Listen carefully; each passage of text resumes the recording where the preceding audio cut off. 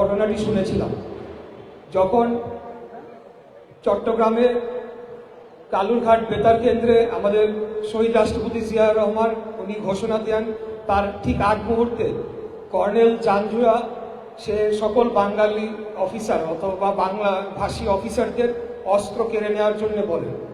তখন সেই সিপাহীরা আমাদের মেজর জিয়া তিনি ক্যান্টনমেন্টে উপস্থিত ছিলেন না, কিন্তু সকল যারা বাংলাভাষী অফিসাররা দৌড়ে ওনার বাসভবনের দিকে যান।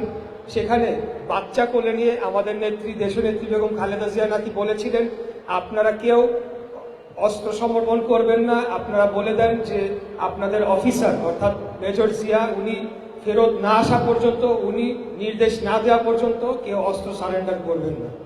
তো আজকে কিন্তু আমরা আমাদের এই যে ছোট ছোট ঘটনাগুলা এটাই প্রমাণ করে দেয় আমাদের নেত্রী উনি যে প্রথম নারী মুক্তিযোদ্ধা হিসেবে বাংলাদেশ জাতীয়তাবাদী মুক্তিযোদ্ধা দলের পক্ষ থেকে এবং আমাদের দলের পক্ষ থেকে বলা হয়েছে, সেটার যথার্থতা প্রমাণ হয়।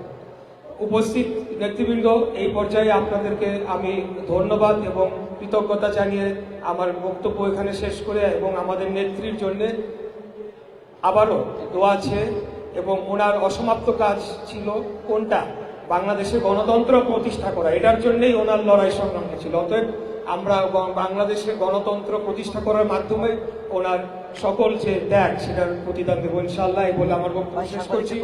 খোদাফেজ। বাংলাদেশ জিন্দাবাদ, বাংলাদেশ জাতীয়তাবাদী দল জিন্দাবাদ। শহীদ রাষ্ট্রপতি জিয়াউর রহমান অমর হোক।